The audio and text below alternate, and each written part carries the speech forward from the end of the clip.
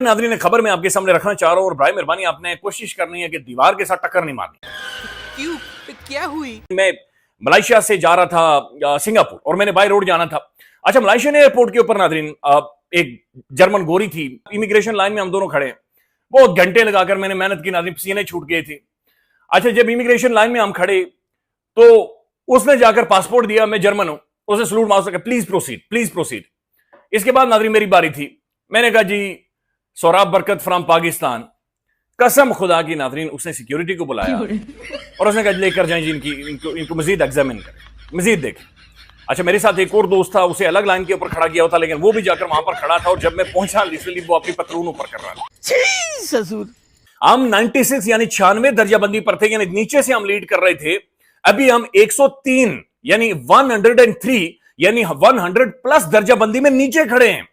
नीचे ये सोमालिया इनकी लाइन के ऊपर आकर हमारी पासपोर्ट की वैल्यू। नमस्कार दोस्तों, आप सभी का स्वागत है सिर्फ भारत पर। दोस्तों, आप सभी को बता दें कि पाकिस्तान से एक इंसिडेंट बाहर आ रहा है जिसमें पाकिस्तानी रिपोर्टर की मलेशियन एयरपोर्ट पर ऐसी चेकिंग हुई कि उसकी इज्जत न बच सके। आपको बता दें, पाकिस्तान का एक यूट्यूबर या पत्रकार कह लें, वह ट्रैवल कर रहा था और वहाँ से वह कहीं जा रहा था बाय रूट सिंगापुर, और सिंगापुर जाते समय एयरपोर्ट पर उसकी चेकिंग हुई मलेशियन एयरपोर्ट पर। वहाँ पर उसकी चेकिंग के समय जैसे ही वह लाइन में लगकर आगे आया, उसका नंबर आया तो उससे पैंट खुलवाकर चेकिंग की गई, क्योंकि उसके पासपोर्ट हरा था और पाकिस्तान लिखा हुआ था। आपको बता दें, पाकिस्तानी लोगों की हरकतें और उनकी बदतमीजियों के कारण पूरे विश्व में पाकिस्तान बदनाम है।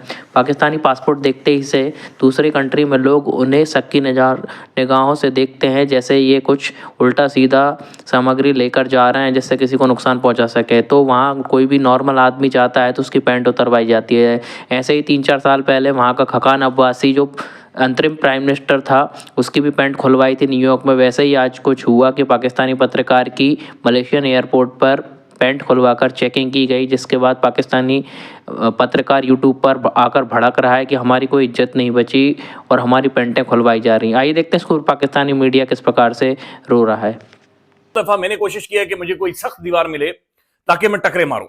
खबर यह है कि हुकूमत पाकिस्तान का पासपोर्ट डिजाइन मुकम्मल तौर पर बदलने का फैसला, यानी मिस्त्री पासपोर्ट का नाज़रीन डिजाइन तब्दील करेगा सिर्फ। यार आप खुद सोचें नाज़रीन, मुल्क और कौम का म्यार बेहतर करें, पासपोर्ट की रैंकिंग बेहतर करें, पासपोर्ट की वैल्यू बेहतर करें। हम 96 यानी 96 दर्जाबंदी पर थे, यानी नीचे से हम लीड कर रहे थे। अभी हम 103 यानी 103 यानी 100 प्लस दर्जाबंदी में नीचे खड़े हैं। नीचे ये सोमालिया इनकी लाइन के ऊपर आकर हमारी पासपोर्ट की वैल्यू है।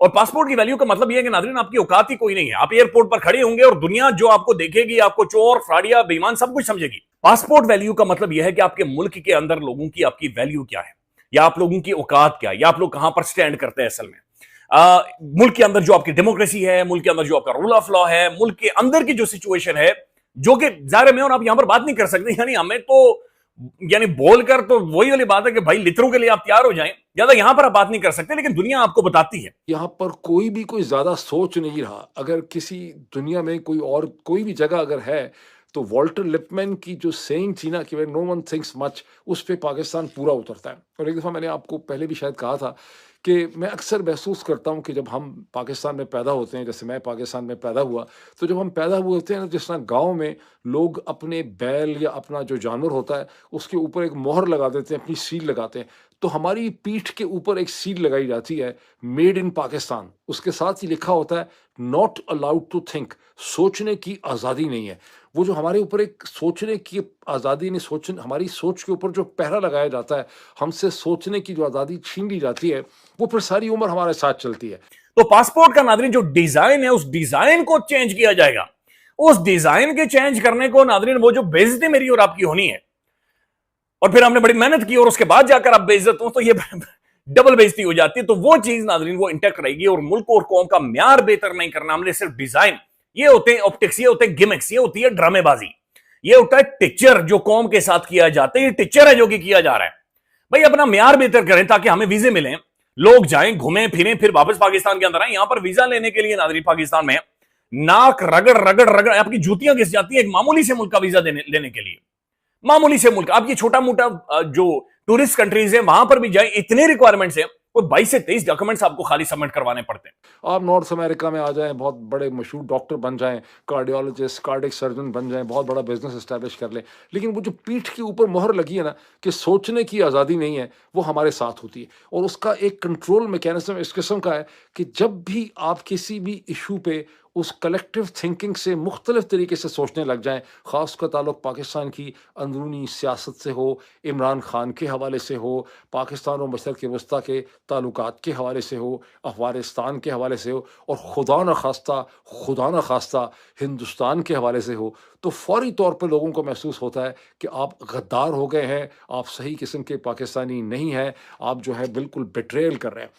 अब नाज़रीन दूसरी तरफ देखें तो पाकिस्तान के जो प्राइम मिनिस्टर साहब हैं शहबाज शरीफ साहब, अफसानुल्लाह खान साहब का मैं वीलॉग देख रहा था नाज़रीन, वो ये कह रहे हैं कि 18 माह में शहबाज साहब 34 ममालिक 34 कंट्रीज नाज़रीन चले गए हैं। ये ऐसा महसूस हो रहा है इनके बचपन का कोई ख्वाब था कि हमने दुनिया वर्ल्ड टूर करना है, और पाकिस्तानी अवाम वो अवाम जो टमाटर नहीं खरीद सकती, और इस वक्त वो जो तपस्वी थे नाज़रीन माजी में जो बाहर आ जाते थे, मुंह फुलाकर बाहर आ जाता था, मेरे कप्ताना कप्ताना मेरी जाना, टमाटर महंगा हो गया जाना, शहीना टमाटर महंगा हो गया, वो रोला पड़ता था। आज नाज़रीन टमाटर पता नहीं कोई 700 कोई 600 को 800 पता नहीं, ये इतनी बड़ी मैसिव प्राइसेस हैं और उसके ऊपर कोई बातचीत नहीं कर रहा।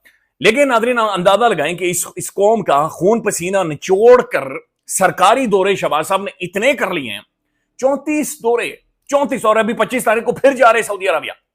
8 से 9 दफा ये सऊदी अरबिया चले गए हैं, मिडिल ईस्ट सारा घूमे हैं, सेंट्रल एशिया घूमे हैं, साउथ ईस्ट एशियन स्टेट्स घूमे हैं, चीन घूमे, रूस घूमे, यूरोप घूमे, पता नहीं किधर किधर गए। लेकिन नाज़रीन सवाल यह है कि ये जा क्यों रहे हैं, और अभी तक एक ढेले की इन्वेस्टमेंट नाज़रीन पाकिस्तान के अंदर नहीं आई, 1 रुपया पाकिस्तान के अंदर, कोई मल्टीनेशनल कंपनी पाकिस्तान के अंदर नहीं, कोई इन्वेस्टमेंट नहीं, कोई मुल्क की वैल्यू रेपुटेशन में कोई इजाफा नहीं हुआ, एक्सेप्ट कि हमसे जबरदस्ती की तालियां मरवाते हैं कि ट्रंप के सामने जाकर इन्होंने चापलूसी कर दी।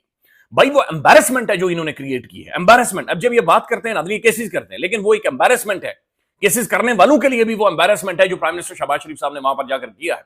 और 25 करोड़ आबादी की नाज़रीन वो they don't feel like saluting Donald Trump, नहीं महसूस कर रहा पाकिस्तान के अंदर कोई बंदा कि ट्रंप को जाकर वहां पर सलूट करे।